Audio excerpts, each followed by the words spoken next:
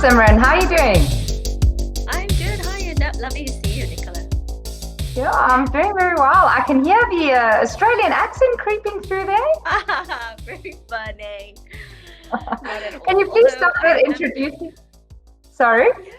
I was gonna say Yidu is teasing me every now and then that I apparently say yeah. I think he's just lying. Sure. Introducing myself. Simryn Jager. I am South African. I moved to Australia just about over a year now. So April would have been the 13th month, I would say. So it's very, very new. What I do is I have been for the longest time in banking and am still in banking.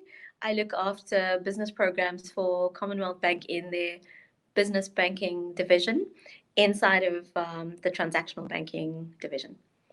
Okay, awesome. So, how has lockdown been in Australia affecting you and your family, your work life, your personal life? How has it been?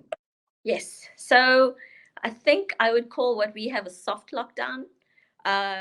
We have quite a few liberties, if I can call it that. So we're able to move around.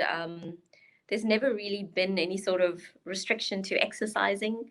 The Australians, especially the people around where I live and work in Sydney, um, extremely active people. And I think saying to somebody they can't go to the gym and then you can't exercise outdoors would have created a whole scale mutiny. I think we would have Yeah, had looting in the streets. So yeah, definitely had more, I would say, freedom of movement. yeah. Also, although there have been some pretty strict rules about what you can and can't do, definitely with social distancing, including just upping the level on cleaning, whether it's in public places or at work, etc. We have teams coming in over the weekend that totally use industrial grade disinfectant. We've got temperature screenings before we're allowed to enter the building. So definitely those things have been happening.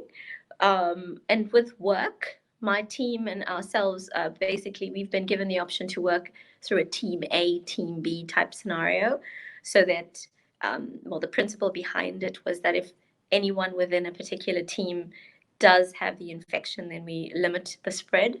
And we had to do that based on skill. So that's been quite interesting. I would say outside Okay. of that, for the family, it's been initially, I think, like most people around the world, we went into this very, very safe spot where we kept my son home, didn't want to take him into daycare or anything like that. So that lasted about 3 weeks.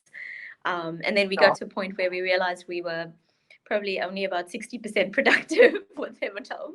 And he was also missing his friends. So very gingerly took him back into daycare. Okay. And there are very few kids in the daycare at the moment, so that made me feel a little bit better. Um, my husband works for a company that is very agile and very quickly decided that this whole work from home thing works much better than what we've been doing in the past. So they're talking about seriously introducing something like a 3 day in, 2 day out model for the foreseeable future. Um, Okay. yeah, just I think what is surreal is that having been here for the 13 months, practically every weekend there's some kind of festival or show or heritage Yeah. celebration. There's always something going on. And now to walk around the city and to look at all of these empty spots, it does feel really, really different. To see the schedules of transport, like ferries, I take the ferry into work, which is the highlight of my day.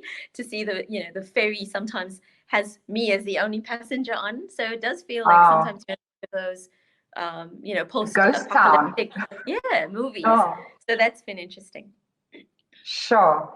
So I have so many questions. Where do I start? I think the first one, just using your analogy of Sydney, it's probably like Cape Town because now people Yeah. can only start jogging between 6 a.m. and 9 a.m.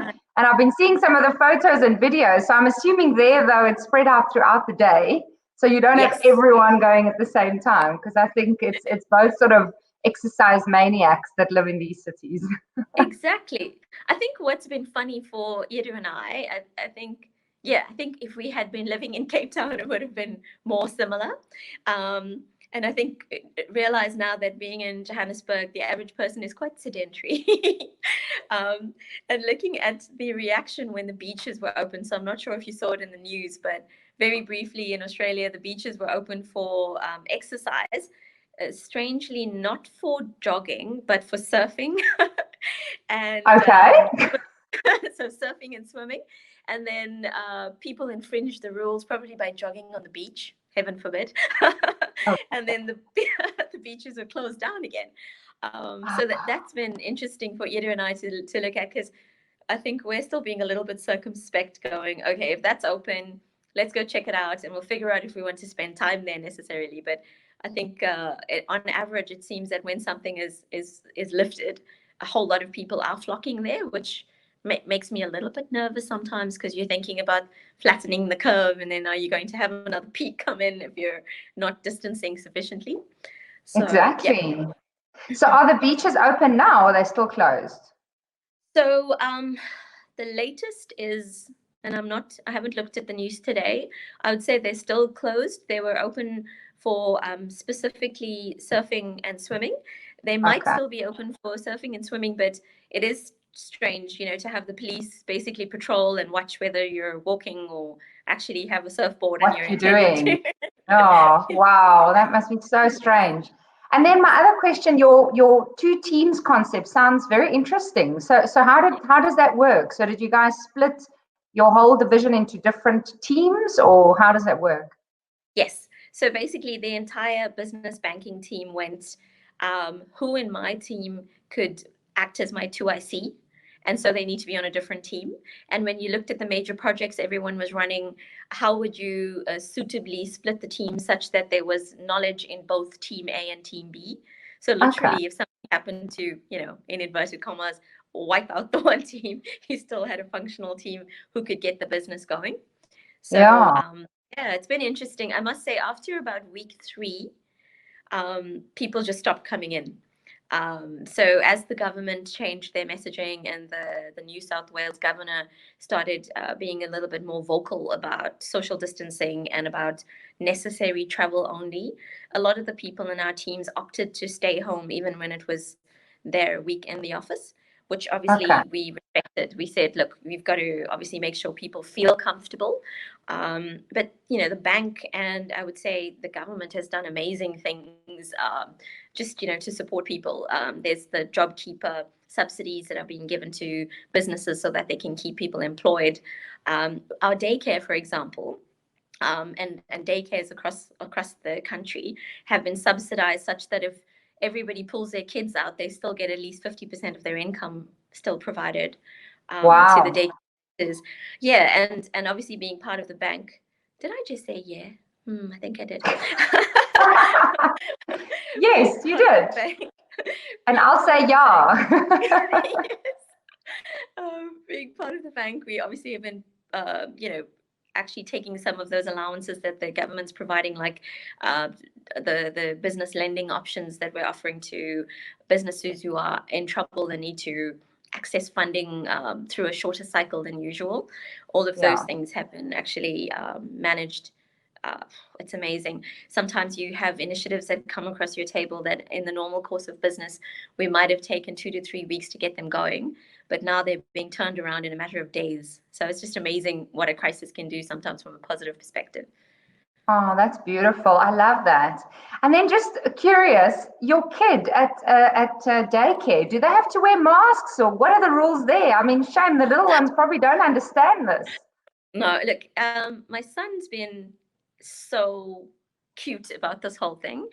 Very early on, they started teaching the kids about it, and I think they did their very best to get the social distancing going. So they actually reduced their numbers. They said, okay, for every 4 square meters, we can only accommodate one child. But Luca would come home and say, "Mama, coronavirus is jumping from hand to hand. Why is it doing that?" So it's very, very earnest about this virus and why it was jumping from hand to hand. So basically, some of the daycare centers are not allowing parents beyond a certain limit. So beyond a certain door, for example, you drop them off Hmm. in the lobby and you leave. My daycare's been a little bit more open. So we're allowed to go in and drop them off as normal, but you sanitize your hands on the way in and out. The kids are constantly told to wash hands during the day. although they're babies. This morning when I dropped Luca off, 2 kids ran up to him and gave him a hug. So you can't really prevent that. It's human Yeah. nature. Yes, Yeah. exactly. Yes. So Sure. yeah, so that's been an interesting one. But there's I would say just from a 3-year-old, Luca just turned 3 about a week ago. He has such a high awareness of this virus, to the point that when we had a relaxation of some of the social distancing laws last weekend, whereby a couple with their dependent children, 2 dependent children, could visit other people. So that happened Friday, which was amazing for my social life. I had people visiting all weekend. So when I said to Luca, you're going to get a visitor this weekend and your friend Mira is coming over, the first thing he said to me was, "Oh, does that mean the coronavirus has gone away?" So that's just amazing that his level of awareness is so high. Whereas normally you would have said, which toys should I play with? His first utterance was about the virus. So it's amazing. Yeah. No, that is so amazing. Thanks so much, Simryn. It's been so interesting talking to you. And yeah, I think just good luck that side. It sounds though that you've got, it seems like it's quite logical and the approach seems quite practical. If I just look at my kids, they're locked up inside, they're missing their friends and their teachers and everything. So I think it seems like quite a pragmatic approach. I'm sure it's still hard for you guys. So all the best and thanks so much for your time. Sure. And yeah, I think everyone's trying, I suppose. So nobody knows where to draw the line. So you're always just a bit nervous about whether you open up too quickly and whether things change.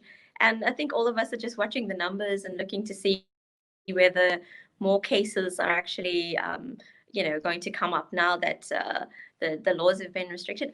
I actually went to get tested last week because I don't know if you've noticed, but my voice is a little bit raspy. And I thought, okay, since we've now said that if you are at all concerned, go get tested. I went in and got tested and had a negative result. And I just felt that it made me feel a little bit easier and less anxious about coming into the office. So I'm actually glad that the guidance is now that we can go get tested at any time. So I think that's really, really good. So thank you. Thank you for your time as well. Cool. I'm so glad you negative. And I hope you stay that way. Hope you and your family remain safe. Thank you.